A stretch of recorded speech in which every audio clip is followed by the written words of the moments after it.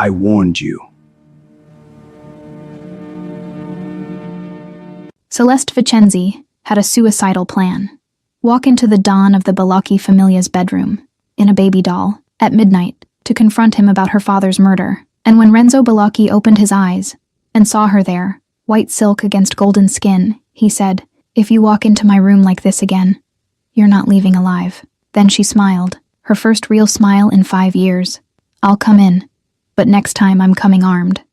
Hi, I'm Lena, the owner of this channel. So today, my special shout out goes to Kavanaugh and Rosa. Thanks for your support, guys. Now tell me something. Can love between people from rival families work? Let me know in the comments.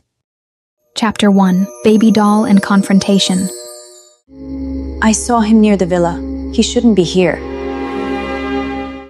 Renzo Balocchi's bedroom door wasn't locked, and that should have been my first warning that I was making the biggest mistake of my life. But I didn't come all the way to Villa Balocchi, in the middle of the Sicilian night, to back down in front of an open door. I came to look into the eyes of the man who destroyed my family, and pull from him the confession I'd been chasing for 5 years. The white silk baby doll I wore wasn't my choice. It was strategy. Women who entered an Italian mafia don's bedroom usually had a very specific intention, and I needed the guards to think exactly that when they saw me walking through the corridors. I needed them to see me as just another temporary conquest of their boss, not as Marco Vicenzi's daughter coming to collect a blood debt. My bare feet made no sound against the cold marble as I moved through the room plunged in shadows. Moonlight streamed through the wide windows, illuminating Renzo Balocchi's silhouette. Asleep in the king-size bed, and even sleeping, he looked dangerous in a way that made my heart race with fear and anger in equal parts. I stood there, watching the man who commanded one of the most powerful families in Sicily, and touched the knife hidden on my thigh. The Krav Maga classes my father insisted I take since I was 8 taught me how to kill, but being here now, feet away from his murderer, was different from any training I'd ever done. He woke up before I decided to move closer. The instinct of a born predator made his eyes open and find me immediately, without the slightest trace of sleep or disorientation, and I realized he already knew I was there long before opening his eyes.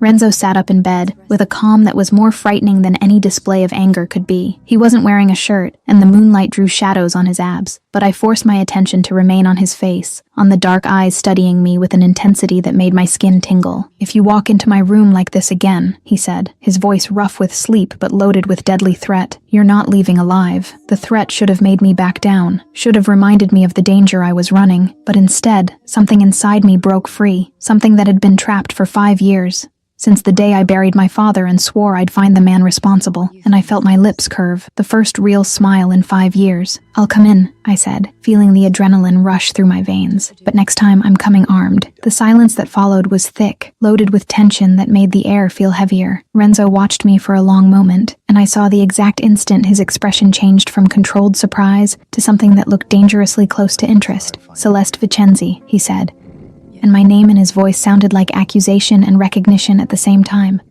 "Marco Vicenzi's daughter." It wasn't a question. "You remember his name," I said. Renzo tilted his head, studying me with attention that seemed to see through the white silk, through the skin, straight to the bones. "I remember them all," he answered, pausing. "The question is, what do you want?" I took a step forward, out of the shadows. "Confirmation." "Of what?" "That it was you, that you ordered my father killed." The silence that followed was heavy. Outside, Mount Etna smoked against the starry sky, a threatening presence that matched perfectly with the man in front of me, and all of Sicily seemed to be holding its breath. Renzo got out of bed with fluid movements, like a predator preparing to attack. He moved to the window, turning his back to me in a way that was clearly a test, and I realized he wanted to see if I'd take the opportunity to attack him. "And if I had killed your father," he said, looking at the nighttime landscape, "you'd already be dead. So it was you," I said, anger burning in my chest. He turned slowly, and for the first time, I saw something like genuine interest on his face. "I neither confirm nor deny," he said, starting to approach with measured steps. "But Celeste," my name sounded different now, softer, more dangerous. "If you suspect, why did you come here? Alone? Vulnerable? Who said I'm vulnerable?" He stopped too close. So close I could feel the heat emanating from his body. So close I had to tilt my head back to maintain eye contact. "You're not who you appear to be," Renzo said, and those dark eyes searched my face as if reading secrets. "None of us are," I replied. "The difference is that I admit it." Something changed in the air between us. The temperature seemed to rise, and suddenly I was aware of every inch of space separating us, of the way his breathing deepened, of how my own lungs seemed to have forgotten forgotten how to function. Renzo invaded my personal space completely, and I smelled him. Something woody and expensive mixed with whiskey and danger. You know I can kill you. Here, now. It should have been a threat, but it came out almost like a whisper, and I realized there was something else happening here. There was an invisible electric current between us. There was tension that had nothing to do with violence and everything to do with the way he was looking at my mouth. You can, I said, my voice coming out hoarse. But you won't. Why not? Because I'm the only person who looks at you like you could bleed. I paused. And you like it. The silence was loaded with something intense. Renzo went completely still, his eyes fixed on mine, and I could see the pulse beating in his neck, the way his jaw muscles contracted. Then he took a step back. Just one, but it was as if a spell had been broken. Get out of my room. I'm not finished yet.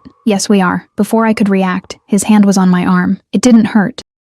You're staying at the villa tonight. Storm outside. In the morning. You decide. If you want to continue this game, or if you want to live. I looked at his hand on my arm, then back at his face. And if I choose the game. Something dangerous flickered in his eyes, and a smile formed on his lips, small and deadly. Then you'll find out why I'm Dawn. He released me abruptly. Guest room. Second door on the right. A pause. And Celeste? Next time. Knock first. He moved away, but his eyes never left mine. There was something in that look that was more intimate than the touch had been. Something that made my stomach clench in a disturbing way. I should leave, but my feet seemed glued to the floor. Finally, I forced myself to move, crossing the room toward the door, feeling his gaze burning on my back. But when my hand touched the doorknob, I couldn't resist the impulse to look back. Renzo was still where I'd left him, illuminated by the moon, half in shadows, completely motionless. We watched each other across the distance, and he looked like a statue carved in marble and danger. "Good night, Don Bellocchi," I said. "Good night, Celeste Vicenzi," he replied, and the way he said my full name sounded like promise and threat. I left the room before I could do something insane. My feet carried me to the second door on the right, and I locked myself in the guest room with trembling hands, feeling like I'd just escaped something dangerous, and at the same time, thrown myself into another trap. Only when I was alone, with the door closed, did I allow my knees to weaken. I slid down the back of the door, until I was sitting on the cold floor, my heart beating too hard, and the adrenaline that had sustained me began to dissipate, leaving only trembling in my hands. Unconsciously, I brought my hand to the arm where Renzo had held me. The skin was still warm, still tingling with the memory of his touch. "Shit," I whispered to the empty room. I came here with a clear objective, confront my father's murderer and get a confession. But he didn't confess, didn't deny, just looked at me with those eyes that seemed to see everything. And now I was locked in a guest room at his villa, with the ghost of his touch still burning on my skin. Outside, I heard the wind beginning to howl, bringing the storm Renzo had mentioned. Lightning illuminated the room for brief moments, followed by thunder that made the windows vibrate, and Sicily was unleashing its fury as if responding to the tension still pulsing in the air. I forced myself off the floor and explored the room.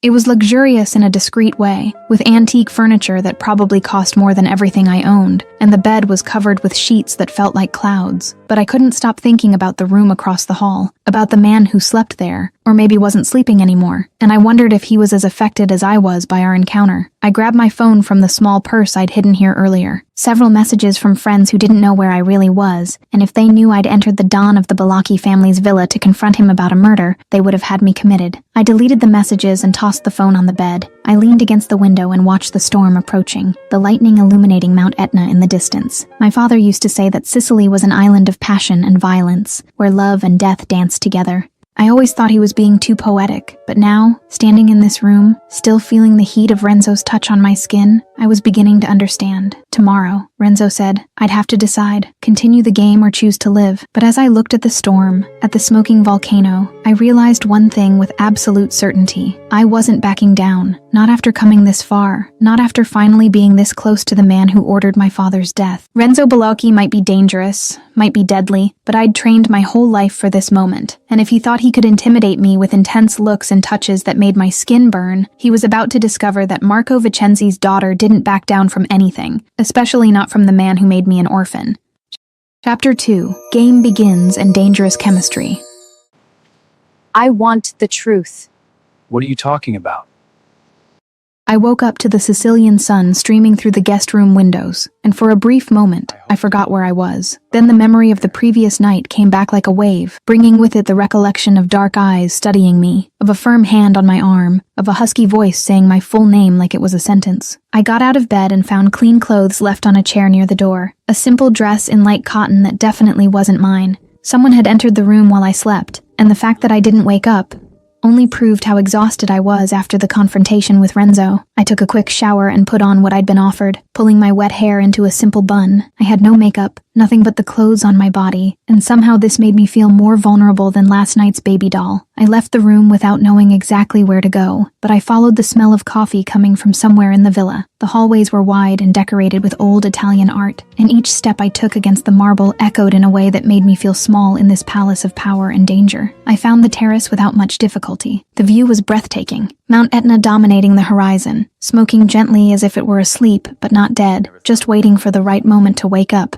And there was something disturbing about the way it perfectly mirrored the man sitting at the table. Renzo was there, wearing dark pants and a white shirt with the sleeves rolled up to his elbows, reading an Italian newspaper while drinking espresso. He didn't look up when I approached, but I knew he'd heard me coming, knew he was perfectly aware of my presence even while pretending otherwise. I sat in the chair across from him without waiting for an invitation. If he wanted to ignore me, he'd have to work harder at it. "Good morning," I said, keeping my voice steady. "Good morning." He turned the page of the newspaper, still not looking at me. "About yesterday." "Yesterday didn't happen." I blinked, confused. "It didn't?" Finally, he looked up, and the impact of that gaze was as intense as it had been the night before. "You had a nightmare. Sleepwalking. It happens." It took me a second to process what he was doing. He was giving me an out, a way to pretend I'd never walked into his room dressed in white silk, that I'd never confronted him about my father's murder, and I wondered if it was out of kindness or strategy. I laughed, unable to contain the reaction. Sleepwalking. How convenient. Something like amusement crossed his face, but before either of us could say anything else, I heard footsteps approaching. Don Bellocchi, Signorina Vicenzi. The man who appeared on the terrace was older, probably in his 60s, dressed impeccably in an Italian suit that probably cost more than a car. He had perfectly combed gray hair and eyes that seemed kind, but there was something about him that immediately made me uncomfortable in a way I couldn't explain. He took my hand before I could avoid it and kissed it in a chivalrous manner. What a pleasure. Unexpected. I withdrew my hand as politely as possible. "Signore Torretti, Lazzaro Torretti, consigliere of the Famiglia." He studied me with an interest that was too intense, too invasive. "Marco's daughter, right? I knew your father. Very interesting man." The way he said interesting made my stomach clench. There was something behind that word, something I couldn't decipher, but that definitely wasn't a compliment. "Lazzaro." Renzo's voice cut through the air with cold authority. "Report can wait." It was an order disguised as a suggestion, and Lazzaro clearly understood. "Of course." He turned to me again, that smile still on his face. "Perhaps we can talk later, about memories." Then he left, leaving an uncomfortable silence on the terrace. I looked at Renzo, who was watching where Lazzaro had disappeared with an expression I couldn't read. "He knew my father?" I asked, still feeling the discomfort from the interaction. "Everyone knew your father." Renzo returned his attention to me, and there was something different in his gaze now, something more calculating. "The question is, did you know your father?" "What do you mean?" "Marco Vicenzi, accountant, family man." He paused deliberately. "And thief." Anger exploded in my chest like liquid fire. "My father was not. Stole 2 million. From the Famiglia." Renzo pulled some papers from inside the newspaper he'd been reading, placing them on the table between us. Bank statements, documents with numbers and dates, account in the Caymans, his name. I grabbed the papers with trembling hands, my eyes scanning the information, and I felt my world begin to crumble. There it was, printed in black and white. Marco Vicenzi, a bank account I never knew existed. Transfers of amounts that made no sense for the modest life my father had always lived. He wouldn't. My voice failed, and I hated how weak it sounded. "He did, and you know it." Renzo leaned forward, his eyes fixed on mine. "The question is, did you come for justice or revenge?" Tears burned in my eyes, but they were tears of anger, not sadness. "I came for the truth. Truth hurts, cara mia. You sure you want it?" I wiped the tears with the back of my hand, refusing to look weak in front of him. Yes, something changed in Renzo's face. It wasn't exactly a smile, but there was something that looked suspiciously close to respect. "Okay, you stay. 1 week. See how it works. Decide after. And if I decide you killed my father." Now he smiled, and it was dangerous and beautiful at the same time. "Then you try to kill me." A pause, and we find out who's better. An involuntary shiver ran down my spine, and it wasn't just from fear. There was something disturbingly exciting about the way he challenged me, the way he didn't treat me like an insignificant threat, but like someone who could actually be dangerous. "Deal," I said. "Ben." Renzo stood up from the chair with that fluid grace that seemed natural to him. "Agostino will show you the property. And Celeste." He stopped, looking at me with an intensity that made my heart race. "Here we have rules. Family above all. Loyalty to the death. And lies. His eyes pierced mine. Lies kill. Then he left the terrace, leaving me alone with the documents scattered on the table and a whirlwind of emotions I didn't know how to process. What the fuck did I do? I whispered to the empty air, because now it wasn't just about confronting my father's killer. Now it was about discovering who my father really was, if those documents were real or forged, if everything I believed about Marco Vincenzi was a lie or the truth. And somehow, Renzo Bellocchi was at the center of it all, looking at me with those eyes that seemed to see through every defense I had. I picked up the documents again, studying them more carefully. The handwriting, the signatures, the numbers that made no sense for the modest life my father had always lived. $2 million. It was a fortune, and if he'd really stolen it from the Bellocchi familia, then maybe Renzo had every right to have him killed. The thought made me sick. I'd spent 5 years believing my father was an innocent victim, that Renzo Bellocchi was a monster who needed to pay. But what if I was wrong? What if my father was the criminal, and his death was just mafia justice? No, I refused to believe that without more evidence. Documents could be forged. Bank accounts could be created, and someone clearly wanted me to believe my father was a thief. The question was, who benefited from this narrative? Signorina Vincenzi? I looked up and saw a middle-aged man approaching the terrace. He had features that vaguely reminded me of Renzo, the same strong bone structure, the same dark eyes, and I guessed he was family. Agostino Bellocchi. He introduced himself with a slight nod. Renzo's cousin. He asked me to show you the property. Of course, I said, gathering the documents and standing up. Agostino observed me with curiosity as we walked through the villa. Unlike Lazzaro, there was nothing uncomfortable about him, just genuine interest mixed with understandable caution. "You're the first person Renzo has allowed to stay here," he said eventually, "who isn't part of the familia." "He's not allowing me," I corrected. "He's testing me." Agostino smiled. "Maybe it's the same thing to him." We passed through perfectly manicured gardens, ancient fountains, areas of the villa that seemed to have centuries of history impregnated in the walls. Agostino explained the family structure, how the business worked, always with that caution of someone who knew exactly how much information to give and how much to withhold. "Can I ask a question?" I said eventually. "Depends on the question." "Lazzaro Toretti, how long has he been consigliere?" Agostino stopped walking, studying me more carefully. "Since before Renzo became Don." "Why do you ask?" "Just curious," I lied, but from the way he looked at me, it was clear he didn't believe it. "Lazzaro was the one who raised Renzo after his father died," Agostino said carefully. "He's important to the familia, but not to you," I thought, catching something in his tone. There was reservation there, maybe even distrust, and I wondered if Agostino also felt that discomfort that Lazzaro inspired. We returned inside the villa when the sun was already high in the sky. Agostino left me in the library, an impressive room with shelves that went from floor to ceiling, and books that were probably worth fortunes. "Renzo will be busy until dinner," he said. "You're free to explore. But Signorina Vincenzi," he looked at me seriously, "be careful. Not everyone here is your friend." Then he left, leaving me alone in a sea of books and secrets. I spent the rest of the day exploring the library, looking for anything that could give me more information about the Bellocchi familia, about my father, about what really happened 5 years ago. But all I found were books about Italian history, philosophy, and some novels in English that seemed out of place. When the sun began to set, painting the sky orange and pink, I caught myself thinking about Renzo, about where he was, what he was doing, if he was thinking about me as much as I was thinking about him, and I hated the fact that thought even crossed my mind. He was my enemy, the man who probably ordered my father's death. It didn't matter how my heart raced when he looked at me. It didn't matter how my skin tingled when he touched me. None of it mattered. I was here for justice, for truth, for revenge, if necessary, and nothing, not even dark eyes and dangerous smiles, was going to divert me from that path. Chapter 3: Provocations and Discoveries. Stop looking at me. The following days at Villa Bellocchi passed in a fog of observation and discovery. Renzo gave me access to almost the entire property, except for his office, and some areas that Agostino politely suggested I avoid, and I took advantage of every second to study the man I'd come here to confront. What I discovered surprised me in ways I didn't expect. Renzo Bellocchi wasn't the sadistic monster I'd built up in my head over 5 years. He was calculating, yes. Dangerous for sure, but he was also fair in a way that defied everything I thought I knew about the mafia. I saw how the men of the Famiglia respected him, not just out of fear, but out of genuine loyalty. I saw how he resolved disputes with cold logic, but also with unexpected compassion. I saw how he commanded with absolute authority, but also listened to advice before making decisions. And I saw, more than I'd like to admit, how he watched me when he thought I wasn't paying attention. There was something disturbing about the way his eyes followed me through the hallways, how he always seemed to know where I was, even when we weren't in the same room, how an invisible tension formed in the air whenever we encountered each other.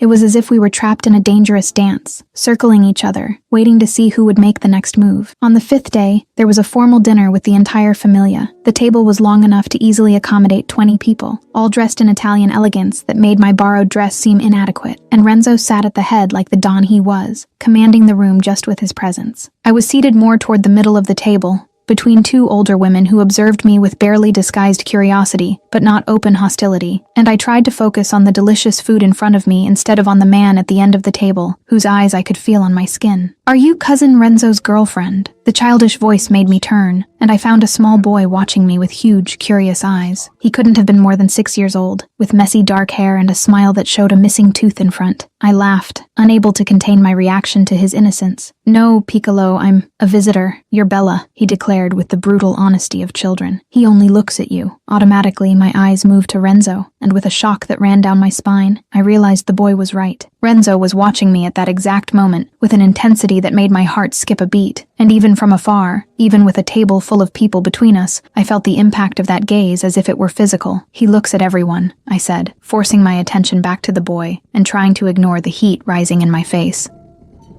"Not like this." Alessandro leaned closer, whispering as if he were sharing an important secret. "When he likes someone, he makes a serious face." "More serious. How do you know?" I asked, genuinely curious now. "Nonna told me, before she died, said the Balakis love hard." He paused dramatically, clearly repeating words he'd heard from adults. "And dangerous." Something clenched in my chest, something I didn't want to examine too closely. "Do they?" "See, but they also protect. Always." Then, with the scattered attention typical of children, he ran off to show something to another cousin, leaving me alone with those words echoing in my head. "The Balakis love hard and dangerous." I looked at Renzo again, unable to resist, and this time he didn't look away. We stared at each other across the length of the table, through the conversations and laughter of the familia around us, and it was as if we were alone in the room. There was something in that look that made my breath catch, something that promised danger and passion in equal measures. Then he turned his attention to Agostino beside him, breaking the contact, and I felt the loss of it like a physical presence. The rest of the dinner passed in a fog. I ate without really tasting the food, participated in conversations without really registering the words, and the whole time I was hyper-aware of the man at the head of the table, of the way he laughed with the family, of the way he commanded even in a social setting. When dinner finally ended, I escaped to the gardens, needing fresh air and space to think. Alessandro's words kept echoing in my head, mixing with everything else I'd observed over the past few days, and I wondered if I was losing focus on my mission. I came here for revenge. I came here for answers. I came here to confront the man who destroyed my family. But the more time I spent here, the more the lines began to blur, and I no longer knew if Renzo Balaki was my enemy, or something much more complicated. The next day, after lunch, I decided I needed concrete answers. I'd spent the entire week observing, waiting, being patient, but patience was never my strong suit, and the documents Renzo had shown me about my father kept tormenting me. I found his office without much difficulty, and entered without knocking, a deliberate statement that I wasn't going to blindly follow his rules. Renzo was sitting behind a huge mahogany desk, studying papers with that intense concentration that seemed natural to him. He didn't even look up when I entered. "I need to see documents. About my father." "No," he said, still not looking at me. "Why?" "Because I don't trust you." I approached the desk, hands braced on the polished surface. "Still not? After a week?" Now he looked up, and the impact of that dark gaze hit me with full force. "A week is nothing. Trust takes time." "How much time?" Renzo stood up with that fluid grace, rounding the desk until he was too close to me. "Depends. On what?" My voice came out more hoarse than I intended. "On how many times you try to seduce me," he said, and there was something dangerous in his tone, something that made my stomach clench. Indignation exploded in my chest. "I am not." Tight dresses, different perfume, smiles. He paused, studying me with that attention that seemed to see through me. "You think I don't notice? I'm not trying to seduce you." "No?" Renzo took another step, completely invading my personal space, and placed his hand on the wall beside my head, trapping me without actually touching me. "Then why does your heart race when I get close?" My breathing failed, betraying me completely.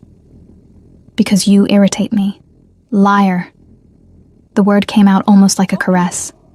"I didn't lie." "Then why aren't you moving away?" He leaned closer, so close I could feel the heat of him, the woody scent that was starting to become too familiar. And he was right. I realized with a shock that ran down my spine that I wasn't moving away, that my body was leaning toward him instead of retreating, that every cell of my being was hyper-aware of his proximity. "Because I'm not afraid of you," I said, and it was truth and lie at the same time. You should be, he whispered, so close now that I could feel his breath against my skin, because I'm starting to like you, and that is dangerous. For both of us. The world seemed to shrink to just the two of us. Renzo was so close I could see the golden flecks in his dark eyes, could count every eyelash, could see the way his jaw clenched as if he were fighting some internal battle. He leaned in imperceptibly, and I realized he was going to kiss me, and more shocking still, I realized I wanted him to. Then a loud knock on the door separated us as if we'd been burned. Renzo, we have a problem. Agostino entered the office, and from the way he stopped abruptly when he saw us, it was clear he realized he'd interrupted something. Renzo moved away from me with that controlled calm I was beginning to recognize as his way of processing intense emotions. Che cosa? His voice was perfectly controlled, without any trace of the intimacy from seconds ago. Agostino looked at me, hesitant. Rivals, movement at the docks, and maybe we should talk alone. She stays. Renzo turned to me, and there was something different in his look now. You wanted truth? You'll get it. Agostino hesitated for another moment, then sighed. Okay, Familia D'Angelo is planning an attack. Tomorrow. Shipment from Naples. Shipment of what? I asked, genuinely curious. Agostino and Renzo exchanged a look, and I saw something that seemed almost like amusement pass between them. Olive oil, Renzo said, and the ironic tone was impossible to miss. Of course, olive oil. I didn't believe it for a second, but I didn't press either. Not yet. And you're coming with us. It took a second for his words to process. What? You want to know who killed your father? Come see how business works. Real business. This is crazy, I said, but even as the words came out, I felt adrenaline starting to rush through my veins. This is life. Renzo studied me with that disturbing intensity. Or you stay, like a child, protected. He knew exactly which button to push. My pride bristled immediately. I'm going. A smile formed on his lips. Small but genuine. Ben, wear black, okay? And cara mia? He paused, and there was something dangerous and exciting in his look. Tomorrow you'll find out if you really know me. I left the office with my heart beating erratically, and my hands trembling slightly. What had I just agreed to do? Go with Renzo Balocchi to some kind of mafia operation, presumably involving violence and danger, just days after confronting him about my father's murder? But even as logic told me I was being an idiot, another part of me, the part my father had trained to fight and survive, was excited by the prospect. Because maybe finally, I'd get to see Renzo Balocchi as he really was. Not the elegant man who commanded family dinners, but the brutal Don who controlled a criminal empire. And maybe finally, I'd discover the truth about what happened to Marco Vicenzi, even if that truth destroyed me in the process. Chapter 4. Ambush and Lethal Revelation. You're not my enemy. The trip to Naples was made in tense silence, and I spent the whole time trying to control the nerves that threatened to consume me. The dark clothes Renzo had sent to my room fit my body perfectly, black tactical pants and a long-sleeved shirt that allowed free movement. And for the first time since arriving at Villa Balocchi, I felt like myself, like the woman my father had trained to survive in a dangerous world. The car was luxurious but discreet, dark windows that didn't allow anyone to see inside, and Renzo was sitting next to me in the back seat, checking a gun with movements so natural it was clear this was routine for him. There were 3 other cars following us, full of men from the Famiglia, and the caravan moved through the Italian night like a deadly serpent hunting its prey. You stay in the car, Renzo said for the 3rd time, and his tone was one of absolute command, with no room for discussion. I'm not going to stay in the... Gunshots cut through my words like razors through silk. Everything happened too fast to fully process. The front windshield of the car exploded into thousands of fragments. The driver screamed something in Italian I didn't understand, and the car skidded violently to the side, as more shots echoed in the night, coming from all directions at once.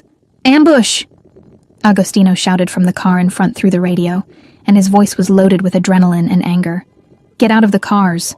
Now. Renzo pushed me to the floor with one hand, while opening the door with the other, protecting my body with his, in a way that should have irritated me, but instead made something strange happen in my chest. Then he got out of the car in one fluid movement, gun already in hand, already firing at shadowy figures I could barely distinguish in the darkness of the docks.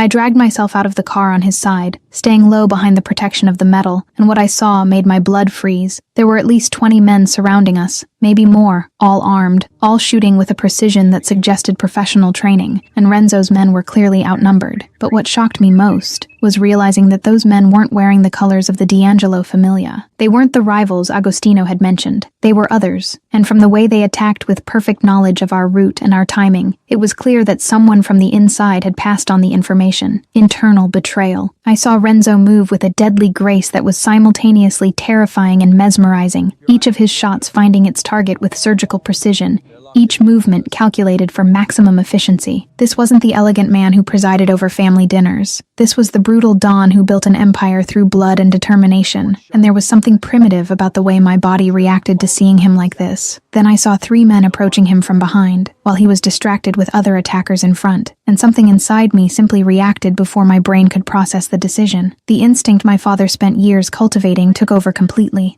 I moved without thinking, years of training transforming my body into a fluid weapon. The first man didn't even see what hit him when I grabbed his gun with a Krav Maga move that disarms and unbalances at the same time, using his weight against him to throw him to the ground with enough force to leave him stunned. The second man tried to grab me, but I was already spinning, my elbow connecting with his face at an angle that guaranteed he wouldn't be getting up anytime soon. And then the gun I'd taken from the first man was in my hands, the familiar and comforting weight of a Glock 19 that was almost identical to the one my father had taught me to use. The third man raised his gun toward Renzo, and I didn't hesitate, didn't think, just pulled the trigger and saw his body fall, before the sound of the shot even finished echoing. The silence that followed was both absolute and deafening. The fight had ended as quickly as it began, the attackers who were still alive fleeing into the night, when they realized they'd lost the advantage of the element of surprise, and now only the men of the Famiglia remained standing among the bodies scattered across the docks, and all of them were looking at me with a mixture of shock and respect I'd never seen directed at me before. But I only had eyes for Renzo. He stood a few meters away,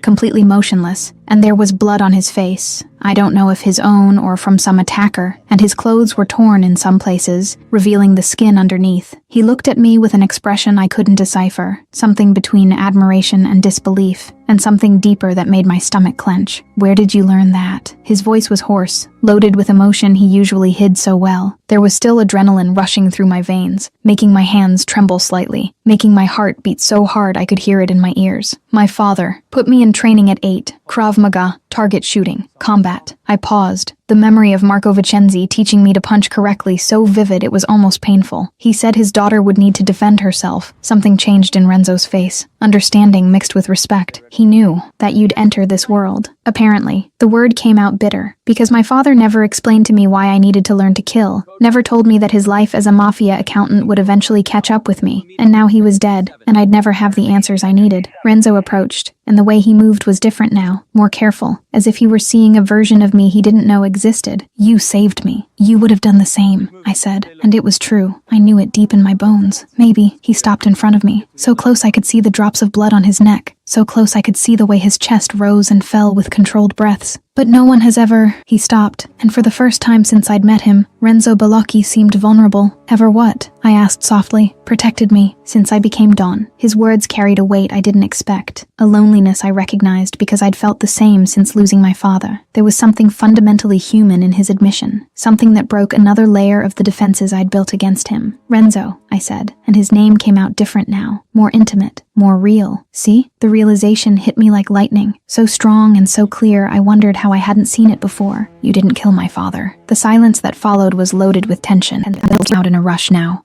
fast and certain. "And you protect, even those who challenge you." I saw the exact moment he processed what I was saying, saw the way his jaw clenched, how his eyes narrowed slightly. "So why does someone want you to think it was me?" The question hung between us, heavy with implications I was only beginning to understand. Someone had manipulated me, someone had planted evidence, someone had guided me to Renzo with the clear intention of pitting us against each other. Someone manipulated me. Anger began to burn in my chest. Not the old anger directed at Renzo, but a new fury directed at whoever had orchestrated all of this. Planted evidence. Suspicions? Who? His voice was dangerously calm, the kind of calm that precedes violence. I closed my eyes, forcing my mind back to those first days after my father's death, forcing myself to remember details I'd ignored at the time because I was lost in grief and anger. Lazaro. He showed up after my father's death, offered help, always mentioned you, always with anger in his voice when he said your name. Lazaro. The way Renzo said the name was icy, loaded with a controlled fury that was more frightening than any explosion could be. "Do you trust him?" I did. He raised me after my father died. Renzo ran his hand through his hair, a rare display of frustration. "But if he killed your father and manipulated you, what was the plan? Why do this?" The answer came to me slowly, piece by piece, fitting into a horrible puzzle. "For us to fall in love," I said, and the words came out almost like a whisper. "And then I'd betray you, or kill you." Emotional destruction. The silence that followed was absolute. Renzo looked at me with an intensity that made my skin burn, and there was something in his eyes I couldn't name, something that made my heart race in a way that had nothing to do with the fight that had just happened.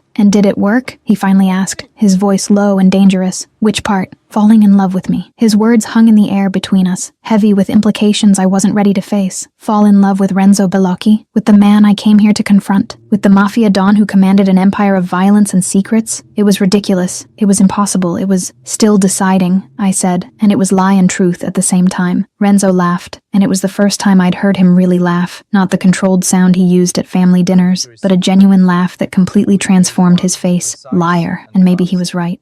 Maybe I'd already decided days ago. Maybe from the moment I walked into his room dressed in white silk and saw something in his eyes that defied everything I thought I knew about him. But admitting that, to him, or to myself, seemed too dangerous, seemed like the kind of vulnerability that could destroy me completely. So I stayed silent, and Renzo didn't press, just looked at me with that disturbing understanding that suggested he knew exactly what I was feeling, even though I refused to say it out loud. Around us, the men of the Familia began to move, tending to the wounded, documenting the dead, cleaning the scene with the efficiency of those who'd done this many times before, and the reality of what had just happened began to seep through the adrenaline still running through my veins. I had killed a man, had shot him without hesitation, and he was dead because of me. My hands began to tremble for real now, and the gun I was still holding suddenly seemed too heavy. Renzo gently took it from my fingers, putting it away carefully, and then his hands were on my shoulders, firm and comforting. "You did what you needed to do," he said, as if he could read my thoughts. "You saved me, saved others. Don't regret it." But how could I not regret it? How did I live with the knowledge that I'd taken a life? As if Renzo knew exactly what was going through my head, he pulled me closer, and for the first time, I allowed myself to accept the comfort he offered, resting my forehead against his chest and letting the reality of what had happened hit me completely.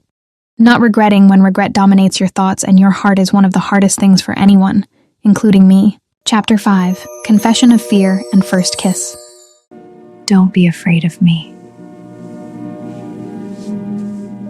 The trip back to Villa Bellocchi was completely different from the way there. The silence in the car was no longer loaded with nervous tension, but with something deeper, something I had no name for and didn't know if I wanted to name. Renzo was sitting next to me, his body relaxed in a way that completely contrasted with the violence we'd just experienced, and from time to time I caught him watching me from the corner of his eye with an expression that made my stomach clench. When we finally arrived at the villa, it was past 3 in the morning, and most of the men who'd accompanied us dispersed to tend to their own wounds, or to rest. Agostino said goodbye with a tired wave, but not before giving me a look that seemed to carry genuine respect, something that hadn't been there before tonight. "Come," Renzo said, his voice breaking the silence for the first time in hours. "I need you to take care of something." I followed him through the silent corridors of the villa until we reached his quarters, the same room where everything had started less than a week ago, when I'd entered dressed in white silk with the intention of confronting a killer and found something much more complicated.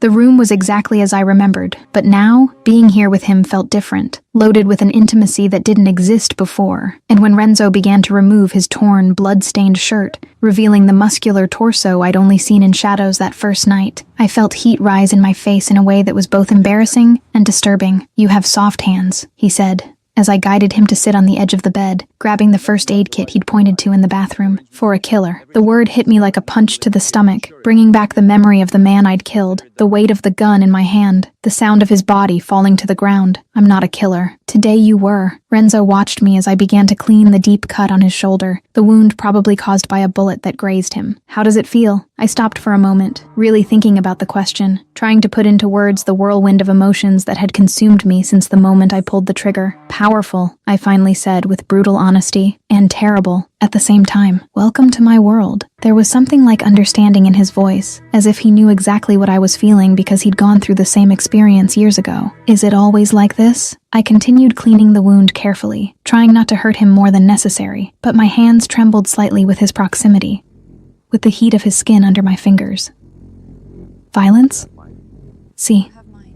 He paused, and when he spoke again, his voice was lower, more vulnerable, but never with someone who matters watching. I stopped cleaning the wound completely, my eyes meeting his. "I matter?" The question hung between us for a long moment, and I saw something pass across his face, something that looked like fear mixed with acceptance, as if he were admitting something he'd been trying to deny to himself. "That scares me," he finally said, and the raw honesty in his voice made my heart tighten in my chest. "What?" I whispered, barely able to find my voice. "I'm not afraid of dying. Never have been. I live expecting it, actually. I've always known that would be my end eventually." Renzo raised his hand, his fingers lightly touching my face in a caress so gentle, it was almost painful in its tenderness. But today, when you shot the man behind me, I was afraid of dying. It didn't make sense. He'd just said he wasn't afraid of death, of liking you. His eyes pierced mine. Dark and intense and completely honest, of liking you too much. My heart began to beat so hard I was sure he could hear it in the silence of the room. His words echoed in my head, mixing with everything else that had happened between us since that first night, and suddenly everything made sense in a terrifying way. "You don't like me," I said, but the words came out weak, without conviction. His hand moved from my face to the nape of my neck, his fingers threading through my hair in a way that was both possessive and gentle. "I'm trying not to. And how's that working out?" The question came out almost like a challenge, and I saw the corner of his mouth curve into something that was almost a smile. Terribly, he pulled me a little closer, and suddenly the distance between us seemed minuscule and still too large at the same time. "Especially when you look at me like that." "Like what?" I whispered, completely lost in his gaze. "Like I'm a man, not a monster." His words carried a weight I didn't expect, a vulnerability that showed how much he really saw himself as the beast everyone said he was. And something inside me broke when I realized that Renzo Bellocchi, the brutal Don who commanded an empire of violence, really believed he was a monster incapable of being seen as anything more. "You're a man," I said, the conviction clear in my voice. "Complicated, yes. Dangerous for sure, but a man." Renzo leaned closer, his breath mixing with mine, and the entire world seemed to shrink to just the two of us in that room, on that bed, with the silent Sicilian dawn around us. "Celeste," he said, and the name came out like a prayer and a curse at the same time. I could barely make the sound come out, trapped in his gaze, in his proximity, in the way his heart beat as hard as mine under the palm of my hand still pressed against his chest. "If I kiss you now, everything changes." It wasn't a question, it was a warning, but even so I heard myself respond with an honesty that should have scared me. Maybe it already has. The kiss, when it finally happened, was different from anything I expected. It started soft, almost hesitant, as if Renzo were giving me the chance to pull back, to change my mind. But when he realized I wasn't going to move away, when he felt my hands move up to his hair and pull him closer, the kiss changed completely. Suddenly, there was urgency there. There was need. There were months of tension and denial exploding in a moment of pure intensity that made my entire world tilt on its axis. His hands were in my hair, on my waist, pulling me closer until I was practically in his lap, and I could feel the heat of his body through our clothes, could feel his heart beating as erratically as mine. When we finally pulled apart, both breathless, Renzo rested his forehead against mine, eyes closed, his breathing coming in short bursts that matched mine perfectly. "Shit," he said, and the word came out hoarse and messy in a way that was so different from his usual control that I couldn't help but laugh. "Eloquent," I said, still trying to catch my breath. His eyes opened, and there was something there that was both dangerous and vulnerable. "You know what this means? That we're idiots?" The answer came out before I could think better of it, and I saw the smile form on his lips, completely transforming the face that moments before had been all serious intensity. "That now I'm going to have to kill anyone who looks at you," he said, and the tone was half serious, half playful in a way that made my stomach clench. A shiver ran down my spine, but it wasn't from fear. It was from something much more disturbing. Possessive, completely. Renzo leaned in and kissed my neck, right where my pulse beat out of control, and the sensation of his lips against my skin made my eyes close involuntarily. "And you? What?" I could barely form the word, distracted by the way he kept kissing that spot on my neck that apparently had a direct line to the rest of my body. "Jealous, if other women look at me." I opened my eyes and pushed him back slightly so I could see his face, and there was amusement there mixed with genuine curiosity. I thought about the question for a moment, trying to be honest with myself about what I really felt. "Experimentally, yes," he laughed, and the sound was rich and genuine in a way I rarely heard from him. "Ben, so we understand each other." "About?" I tilted my head, genuinely curious now about where he was going with this. "That this is mine now." He touched my wrist with his fingers, right where my heart beat visible under the skin, and I don't share. I should have been indignant at the possessive declaration, should have reminded him that I wasn't his property or anyone's, should have resisted the way he was claiming me without asking permission. But instead, I found myself saying something completely different. "Possessive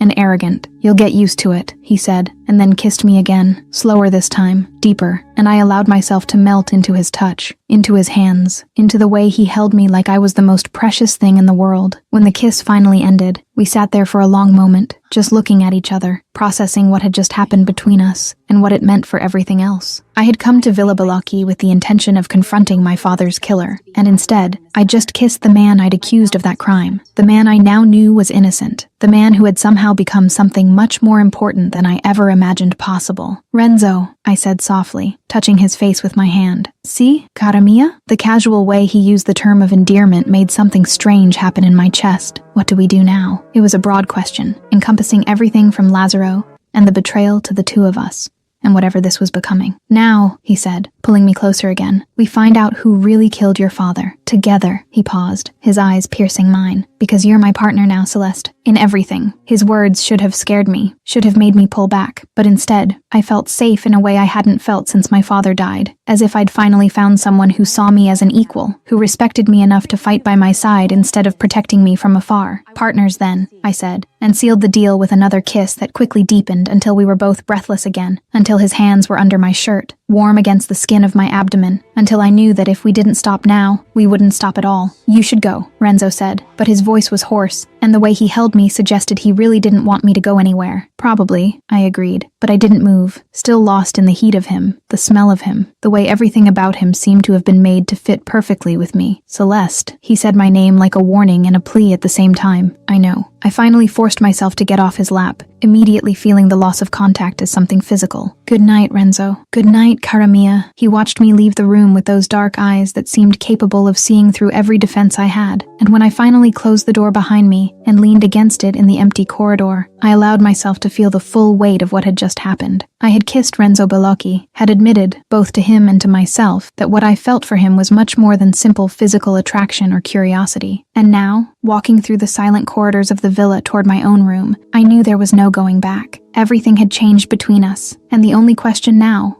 was what we would do about it.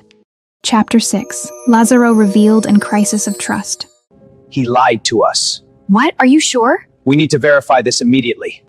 A week had passed since the night at the docks, since the first kiss, since everything changed between Renzo and me in a way that couldn't be undone. We spent those days in a kind of strange limbo, closer than ever, but still investigating, still searching for evidence to prove what we both knew deep in our souls, that Lazaro Toretti was responsible for my father's death. Renzo included me in all the meetings now, treating me like an extension of himself, as if I'd always been part of the familia, and the other men began to respect me not just because I'd saved their Don, but because he made it clear I was important to him in a way no one had been before. We were in his office when Agostino entered with an expression on his face that immediately put me on alert. He was carrying a folder full of documents, and the way he held it suggested the contents were explosive. Renzo, you need to see this, he said, placing the folder on the desk between us. Renzo opened it without hesitation, and I leaned in to see better, my heart beginning to race when I recognized the names on the documents.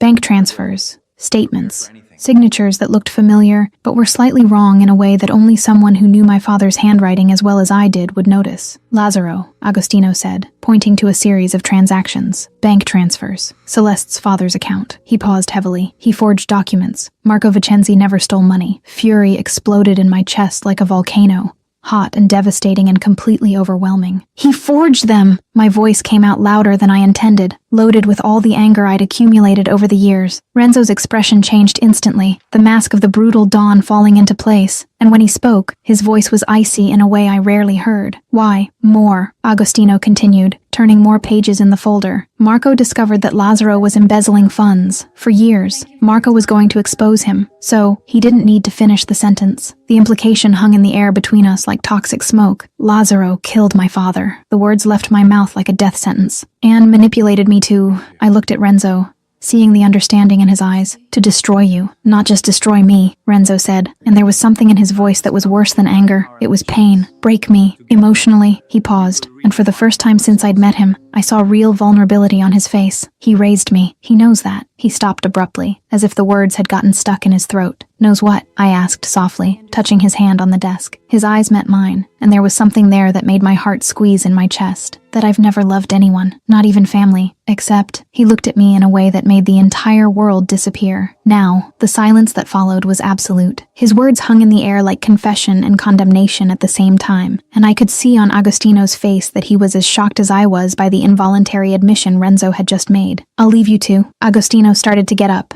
clearly uncomfortable. No, stay, I said quickly, because I needed answers now, couldn't wait. I turned to Renzo, my heart beating so hard I could hear it. You love me? The pause that followed was too long, too heavy. Does it matter? Of course it matters. Disbelief colored my voice. Why? Renzo gestured between the two of us with a hand that trembled slightly. You were put in my path, manipulated. This could just be programming. The pain his words caused was physical, as if he'd punched me in the stomach.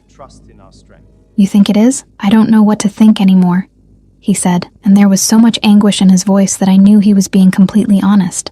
Tears burned in my eyes, but I refused to let them fall. Then maybe we should stop, until we figure it out. Maybe, he agreed. But the way he said the word made it clear we both hated that idea with every fiber of our beings. Or, Agostino said, breaking the tense silence, you confront Lazzaro, together, and find out the truth. Renzo and I looked at each other, and I saw in his eyes the same conflict I felt inside me. Fear mixed with determination, doubt mixed with certainty. Risky, Renzo finally said. For who? I challenged. For you. If he realizes we know, he kills you. First, the protective way he said it made my heart squeeze. Then we do it before he realizes, I said, feeling determination harden inside me like steel. Something changed in Renzo's face, something that looked suspiciously like pride. You don't back down. Never. I held his gaze, letting him see the truth in my words. So, partners? Partners, he agreed, but then added, but if this goes to shit, you protect me? It was half question, half provocation. I die first, he said, and there wasn't a trace of hesitation in his voice. The silence that followed was loaded with the weight of that declaration. It wasn't just about protection. It was about sacrifice. It was about being willing to give his own life for mine, and the meaning of that was impossible to ignore. That's pretty intense for a business partnership,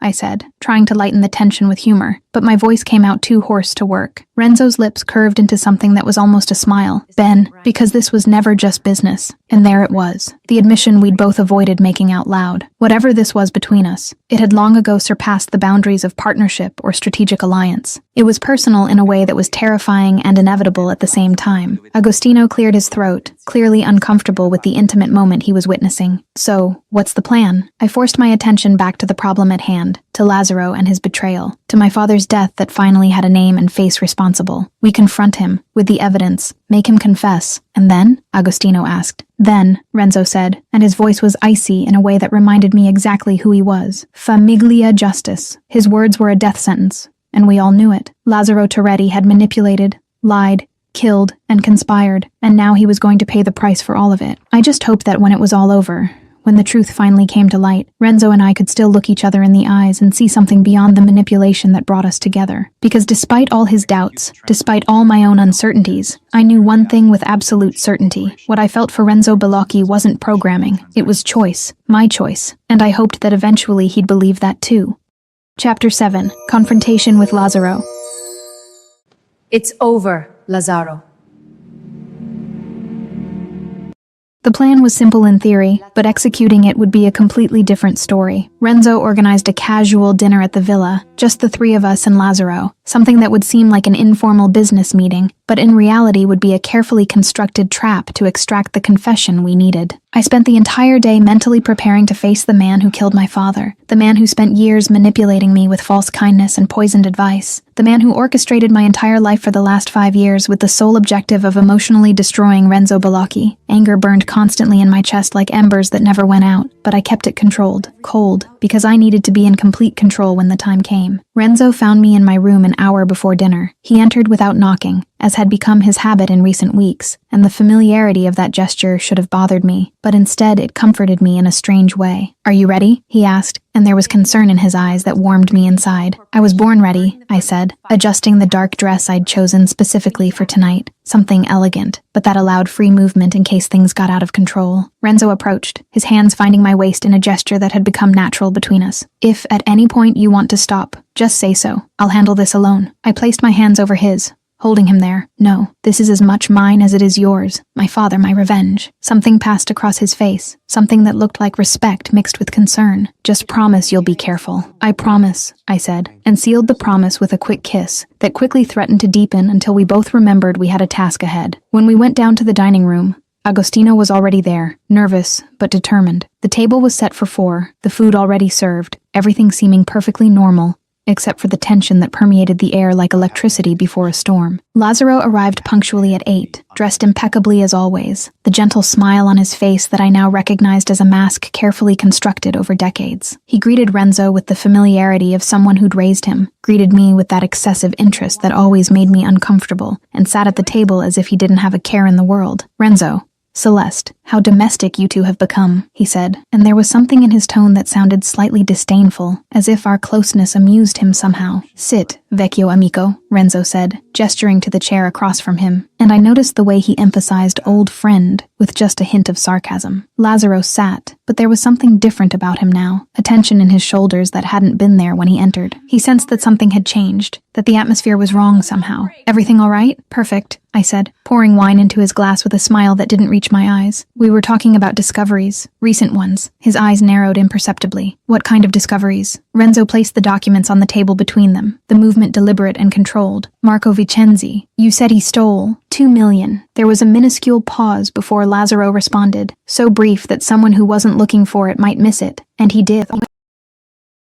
Followed was so dense, it seemed to suck the oxygen from the room. Lazaro went completely still, and then, slowly, the mask of the kind old man began to fall, revealing something much darker underneath. When he smiled, it was the smile of a predator who'd finally decided to stop pretending. "You shouldn't have found that out," he said, and his voice was completely different now, cold and calculating in a way that sent a shiver down my spine. "Why?" Renzo leaned forward, his posture changing from relaxed to dangerous in a second. "Because Celeste was the perfect weapon against me?" "Exactly." Lazaro picked up his wine glass, taking a sip as if we were having a casual conversation about the weather. "Daughter of the man you killed, hunting you, falling in love, and then, the smile turned cruel, betraying you, or dying trying to kill you. Maximum pain for the man who never suffered." Nausea rose in my throat hearing everything laid out so coldly. "You planned everything. For years." "Years," he confirmed, and there was pride in his voice, as if he were talking about an artistic masterpiece instead of a murderous conspiracy. Every casual encounter, every hint about Renzo, every encouragement to investigate. He looked directly at me, and it worked perfectly, until you really fell in love. The way he said the last words, with disdain mixed with frustration, made it clear that this wasn't in his plans, that Renzo and I developing genuine feelings for each other had been the only variable he couldn't control. "You raised me," Renzo said, and for the first time since I'd met him, I heard real pain in his voice, the pain of a betrayal that cut deeper than any physical wound could. "And now I destroy you." Lazaro placed the glass back on the table with excessive care. "Because you never knew your place, never respected me as I deserved. I made you Dawn, and you treated me like a simple advisor." The bitterness was clear now. "Your death will be slow, watching her die first." Everything happened in slow motion and impossible speed at the same time. Lazaro moved to grab the gun he had hidden at his waist, but years of training made me react before my brain could fully process the threat. I threw myself across the table, knocking over plates and glasses, my hand reaching his wrist before he could point the gun at either of us. The fight that followed was brutal and quick. Lazaro was older, but experienced, and he fought with the ferocity of a man who had nothing to lose. His elbows crashed against my ribs, trying to make me let go, but I maintained control of his armed hand while using my weight to unbalance him. Years of Krav Maga taught me that in a real fight, there were no pretty moves or perfect technique. There was only survival. I twisted his wrist at an angle where I heard something crack, and the gun fell to the marble floor with a sound that echoed through the hall. Renzo was there in a second, grabbing Lazaro by the collar and throwing him against the wall with enough force to knock the air from the older man's lungs. I picked up the gun from the floor, keeping it pointed at Lazaro while Renzo held him immobilized. "Should have trained the girl better," Lazaro spat, blood dripping from the corner of his mouth where he'd bitten his tongue on impact. But I underestimated how much Marco Vicenzi loved his daughter. "He loved me enough to prepare me for men like you," I said, my voice coming out firmer than I felt. Renzo looked at me over his shoulder, and there was something in his gaze that was pure astonishment. "You're incredible. We're a good team," I replied, and I saw the moment he processed those words, their full meaning. "The best." He turned his attention back to Lazaro, and the mask of the brutal Dawn was firmly in place now. "And Celeste? See? What I feel for you isn't programming. It's choice. My choice." His words echoed through the hall, a public declaration in front of the man who'd tried to manipulate us, a complete rejection of everything Lazaro had planned. And despite the situation, despite the violence that had just happened, my heart filled with something warm and sweet. "Even after everything? The manipulation?" I asked, needing to hear him confirm it. "Especially after," Renzo said, never taking his eyes off Lazaro. "Because you chose to stay, to fight, with me." Tears burned in my eyes, but they were tears of relief, not sadness. Everything I'd needed to hear, everything I'd feared was a lie, he'd just confirmed as truth. How touching, Lazzaro spat with disdain. You think this matters? That love changes anything? You're still a monster, Renzo. And she's still the daughter of the man I killed. This will poison you until there's nothing left. No, I said, moving closer until I was beside Renzo, presenting a united front. You have no power over us anymore. It's over. Renzo was about to respond when hurried footsteps echoed through the hallway. Agostino appeared in the doorway of the hall, his face pale and worried in a way that immediately put me on maximum alert. Sorry to interrupt, but we have a situation. The way he said it, the urgency in his voice, made it clear that something very serious was happening, something that couldn't wait even for the end of this confrontation. Renzo and I exchanged a look, and in that moment, we communicated volumes without saying a word. Whatever was happening, we'd face it together, as partners, as equals, as something much deeper than either of us was ready to name out loud yet. Chapter 8: External Threat and Fierce Protection.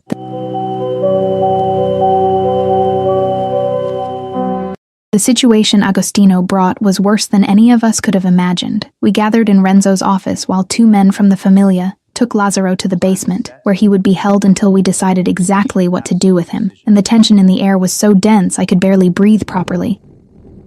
Rival Famiglis found out about Lazzaro, Agostino said, spreading photos and reports across the mahogany desk.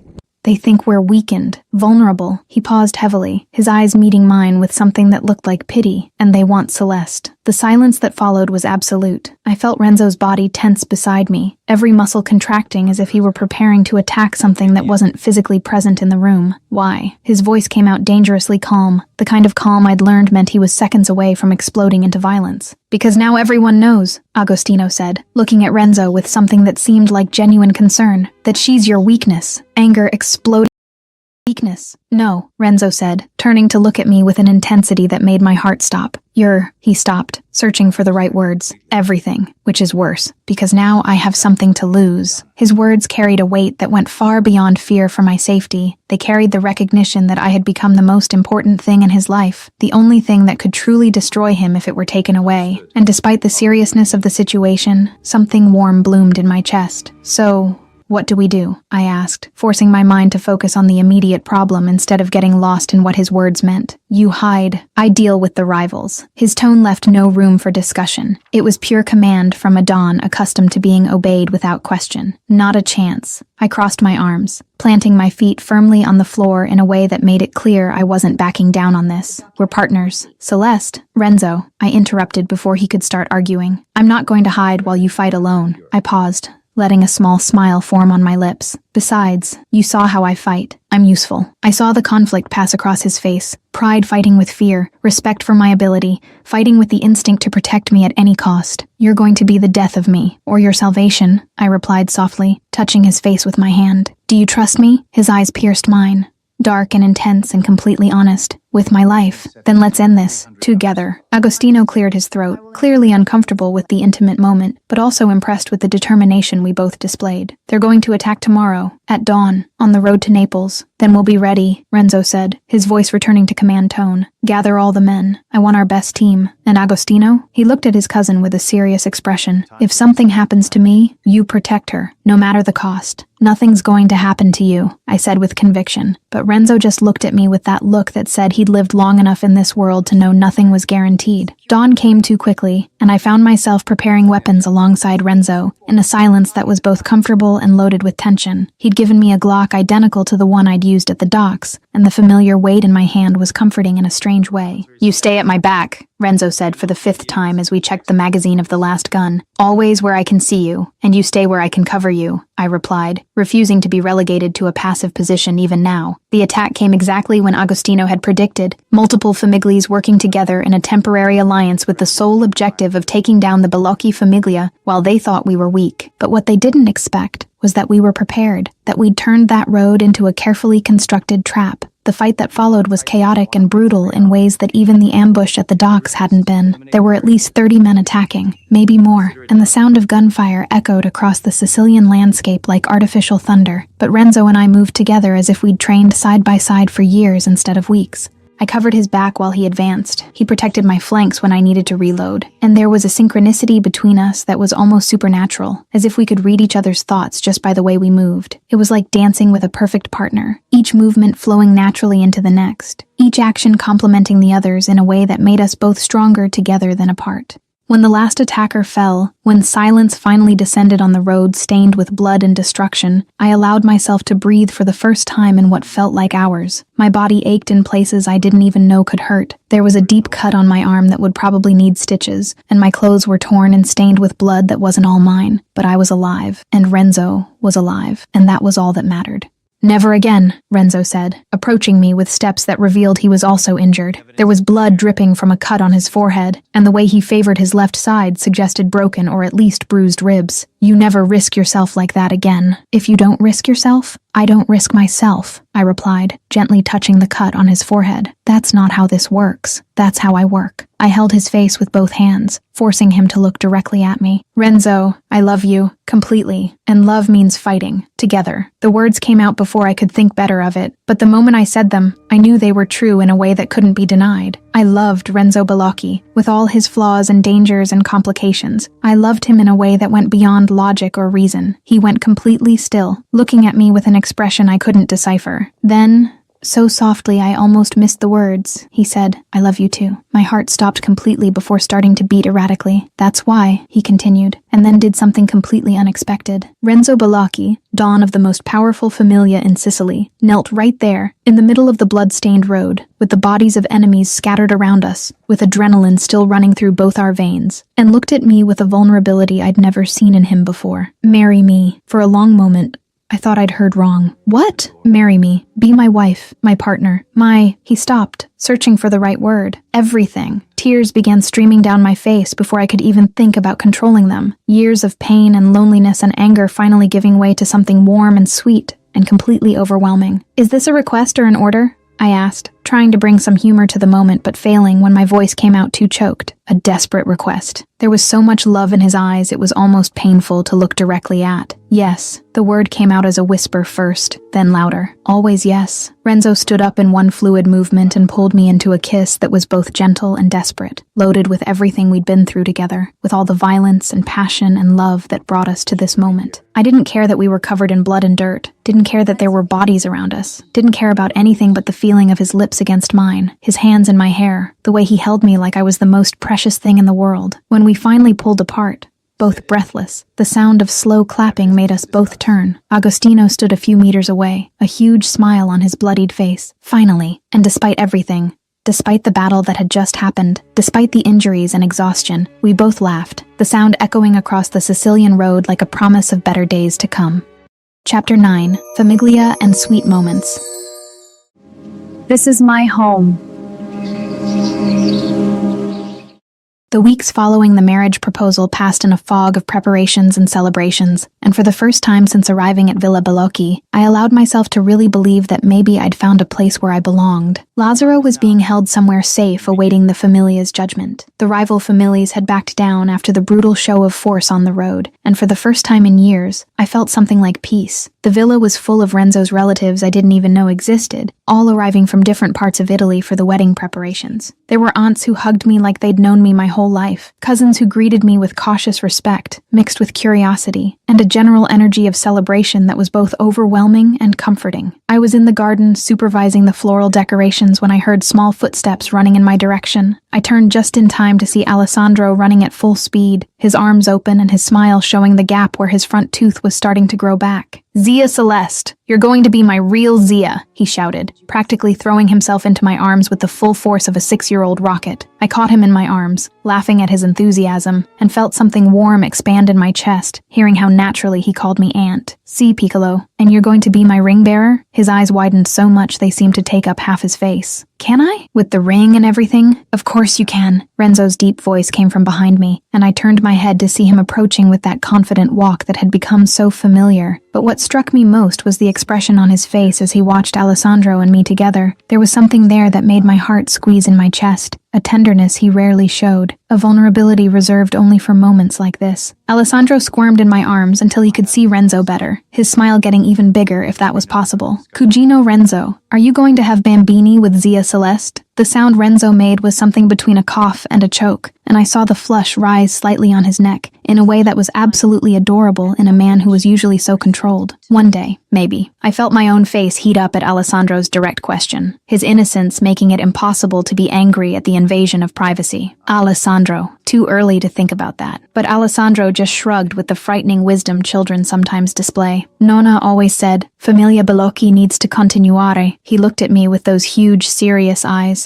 And you're strong like Louis. Bambini will be strong too. I couldn't help but laugh at his simple logic. Thanks, I think. Alessandro leaned closer, whispering loud enough that Renzo could definitely hear, even while pretending to check something on his phone. And Louis is happier, since you arrived. Smiles more. Instinctively, my eyes moved to Renzo, and with a shock of recognition, I realized Alessandro was completely right. Renzo was smiling as he watched us, not the controlled smile he used in business, but something genuine and warm that completely transformed his face. He is, see, before he was always serious, sad. Now, Alessandro gestured with his little hands in a way that was absolutely Italian, loose in his eyes. The Italian word echoed in my heart in a way words rarely do. Loose, light, Alessandro translated with the patience of someone used to switching between languages. You brought light to Louis. Then he hugged me with the surprising strength of a child, his little arms squeezing my neck. Grazie. Tears burned in my eyes before I could control them. Years of loneliness and pain finally giving way to the acceptance I didn't even know I needed so much. Grazie a te, piccolo. Alessandro eventually let go and ran off to show something to another cousin, leaving Renzo and me alone among the flowers that would be used at the wedding. He approached, his hands finding my waist in a gesture that had become natural between us, and pulled me back against his chest as we both watched Alessandro play with the other children. He's right, you know, Renzo said softly, his voice vibrating against my back in a comforting way. About what?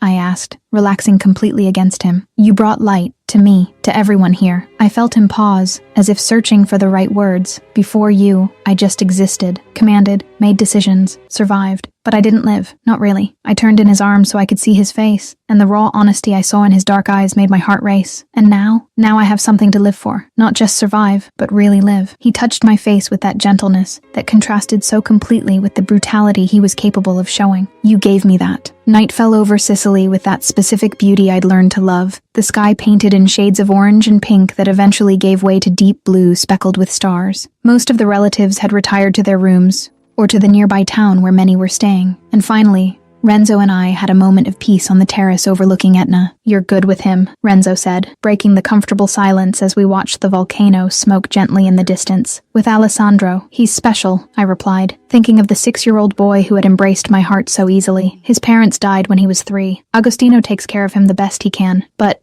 Renzo paused, the vulnerability clear in his voice. He needed a mother figure. I turned to look at him, realizing where the conversation was going. And you think? His eyes met mine. Dark and intense even in the dim light of the terrace. I think you'll be an amazing mother. Someday. He paused again. If you want. My heart beat harder in my chest at the implication of those words, at the images they conjured of a future I hadn't even allowed myself to imagine until recently. With you? His expression changed instantly, something possessive and protective and intense taking over. Only with me. He pulled me closer, his hands firm on my waist. Always only with me. I couldn't help but laugh at the intensity of the declaration, possessive even about hypothetical children, especially about them, he said, completely serious. You're mine, all of you, present, future, children, everything. A shiver ran down my spine at the possessive declaration, but instead of feeling suffocated, I felt protected in a way I hadn't experienced since my father died. And you're mine? Completely. Until death. There was no hesitation in his voice, only absolute certainty. Then he kissed me, and it was different from the urgent kisses after fights, or the hesitant kisses from the beginning. This kiss was a promise. It was a commitment. It was the sealing of a future we were both consciously choosing to build together. His hands moved to my hair, holding me close as he deepened the kiss, and I allowed myself to melt completely into him, letting all the rest of the world disappear until there were only the two of us under the Sicilian sky. When we finally pulled apart, both breathless, we stayed there embraced for a long moment, just existing in the shared space. And for the first time since my father died, I felt I'd found a home. Renzo, I said softly against his chest. The sound vibrated against my cheek. About Bambini, I began, feeling his body tense slightly with attention. Eventually, when we're ready, I want them. I felt more than heard his breathing stop for a moment before returning.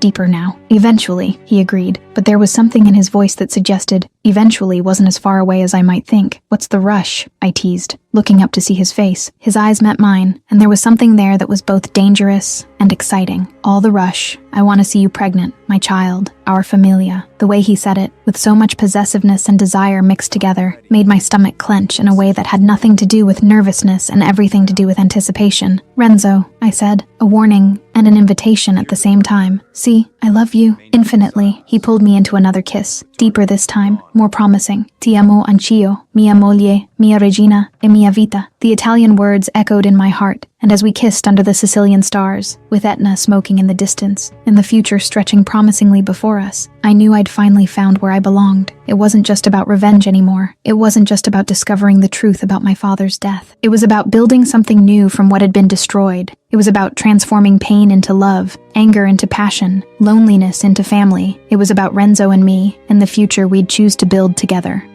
Chapter 10. Wedding and Shared Empire. Forever begins today. The morning of my wedding dawned with the Sicilian sky painted in shades of gold and pink that seemed to have been chosen specifically by the gods to bless this day.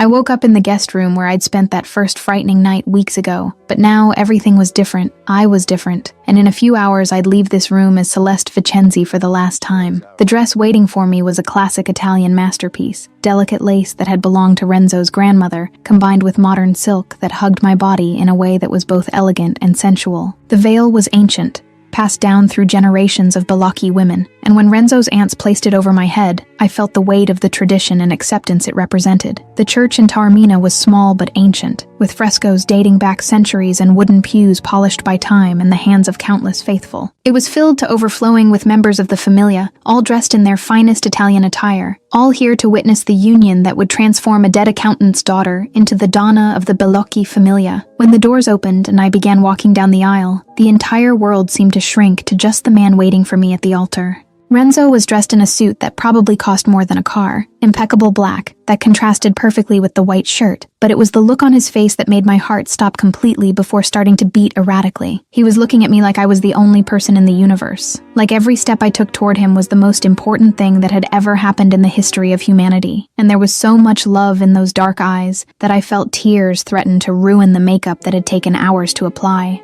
Alessandro stood beside Renzo, dressed in a small suit that was a perfect replica of his, holding the pillow with the rings with a seriousness that was absolutely adorable in a 6-year-old. When I passed him, I saw the small smile he couldn't completely hide, and I sent him a wink that made the smile grow even bigger. The priest began the ceremony with the traditional words in Italian, his voice echoing through the ancient walls of the church, but I could barely concentrate on anything but Renzo, the way his hand held mine so firmly, the way his thumb traced unconscious circles on my skin. Renzo Balocchi, do you take Celeste Vicenzi as your wife, to protect, honor, and love for all the days of your life? I do. Oggi e sempre. His voice was firm and clear, without any trace of hesitation, and the Italian words echoed in my heart like a sacred promise. Celeste Vicenzi, do you take Renzo Balocchi as your husband, to protect, honor, and love for all the days of your life? I didn't wait for the priest to finish completely. I do, con tutto il cuore. A murmur of approval ran through the congregation, and I saw the smile form on Renzo's lips, small but genuine, and completely directed at me. The priest continued with the traditional blessings, but when it came time to exchange rings, Alessandro stepped forward with the pillow, his little face serious as if he were executing the most important task in the world. Renzo took my ring first, sliding it onto my finger with a care that contrasted with the strength I knew those hands were capable of exerting, and then it was my turn to do the same with him. I now pronounce you husband and wife. You may kiss the bride. The kiss that followed was different from all the ones we'd shared before. It was long and deep,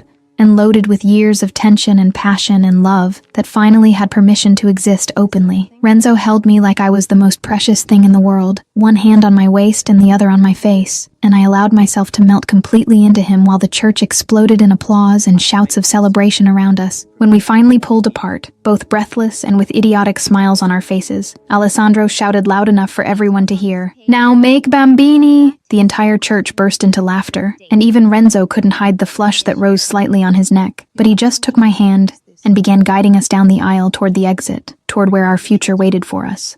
The party at the villa was exactly the kind of Italian celebration I'd seen in movies but never experienced personally. There was enough food to feed a small army, wine flowing as if the fountains had been converted specifically for that purpose, and music that made even the oldest and most serious members of the familia get up to dance. The main table was positioned to have the best view of Mount Etna, and Renzo and I sat side by side with our hands intertwined on the table, watching our familia celebrate with a joy that seemed to have been contained for too long. Agostino eventually stood up, raising his wine glass in a toast that made the entire crowd quiet to listen. Alla familia, old and new. He looked directly at me with a genuine smile. May Donna Balocchi bring as much strength as she brought light. Alla familia, the crowd repeated in unison, glasses raising and clinking in harmonious chaos. And then, because apparently Alessandro had decided it was his personal duty to make sure everyone knew his opinions about our reproductive future, he shouted again, E bambini futuros! The crowd exploded in laughter and approval, and Renzo leaned in to whisper in my ear, He's not going to let this go, is he? Apparently not, I said, laughing against his shoulder. The night continued with dancing and celebration. But eventually, Renzo pulled me away from the crowd, taking me to the more private terrace where everything had begun between us. The full moon illuminated Etna in the distance, and the view was so perfect, it seemed to have been painted especially for this moment. And now? I asked, leaning against the stone railing while Renzo stood behind me, his arms circling my waist. Now? He kissed my neck, right where he knew it made me lose my train of thought. You share everything with me. Empire,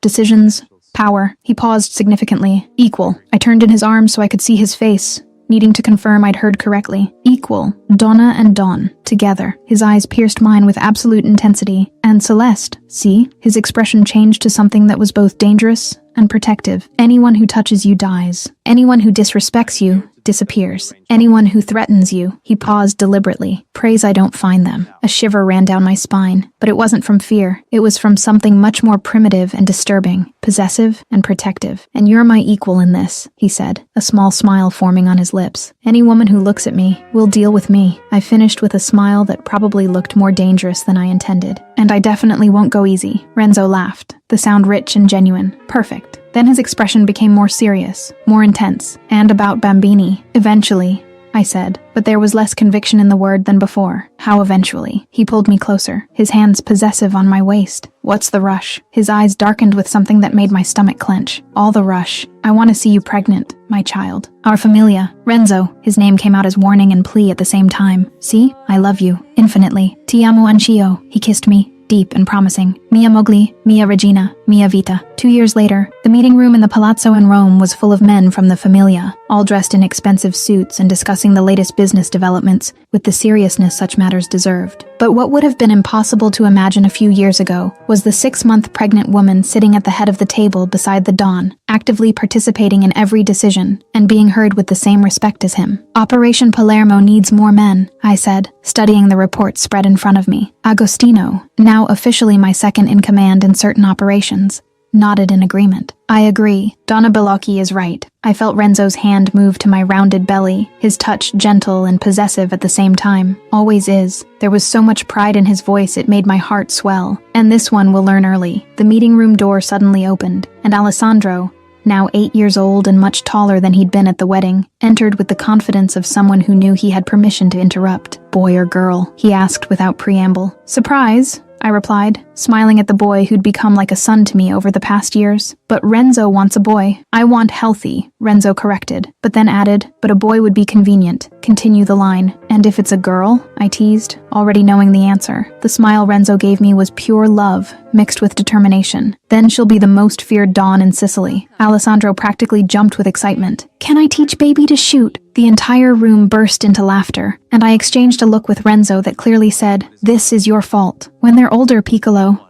I said eventually, still laughing. The meeting continued for another hour, but eventually everyone dispersed, leaving only Renzo, me, and Alessandro in the large palazzo. We moved to the terrace overlooking the city, and the beauty of Rome at dusk never failed to impress me, but it was Renzo's hand intertwined with mine that really made everything seem perfect. Our familia, Renzo said softly, watching Alessandro play near the plants. Perfect. Finally, I agreed, leaning against him and feeling the baby kick lightly, as if agreeing with the assessment. We stayed in comfortable silence for a long moment, just existing in the shared space, until Renzo broke the quiet with a question that seemed to have weight beyond the simple words. Renzo, are you still afraid of liking me? He laughed softly, the sound vibrating against my back. Cara mia, now I'm afraid of losing you. Much worse. I turned in his arms, touching his face with my hand. You'll never lose me. Promise. Promise, he repeated, sealing it with a kiss that was as full of love as the first we'd shared. I love you. And there, on the terrace in Rome, with our familia around us and our future growing inside me, I knew I'd found something I'd never looked for, but desperately needed. A home, a partner, a love that would survive any storm. I'd come to Sicily looking for revenge and found redemption. I'd come looking for a killer and found a husband. I'd come looking for justice and found love. And now, with Renzo's hand on my belly and the future stretching promisingly before us, I knew that all the choices I'd made, all the risks I'd taken, all the fights I'd fought, had been completely worth it. This was my familia now, my empire, my love, my life, and I wouldn't trade it for anything in the world. Final reflection. This is a story about how pain can transform into power, and revenge can give way to the most unlikely love. Celeste Vicenzi enters Villa Balocchi with a broken heart and thirst for justice, convinced that Renzo is the monster who destroyed her family. But what she finds is a man as broken as she is, equally a prisoner of manipulations and lies. Their journey is visceral and intense, each confrontation loaded with an electric chemistry that defies logic, each touch burning with the promise of something forbidden and irresistible. There's violence, yes, blood and constant danger, but there are also moments of devastating vulnerability when two survivors finally lower their guards and allow the other to see their deepest wounds. The story's energy pulses between extremes, from icy fury to burning desire, from paralyzing fear to fierce courage, from absolute loneliness to the overwhelming intimacy of two souls who recognize each other through chaos. It's romance at its purest essence, where love doesn't mean peace, but lethal partnership, where protection comes through shared strength, and where the happy ending is one with blood, tears, and the conscious choice to build something beautiful from the ashes of what was destroyed. And if you want to see another romance video, click on the video appearing now on your screen.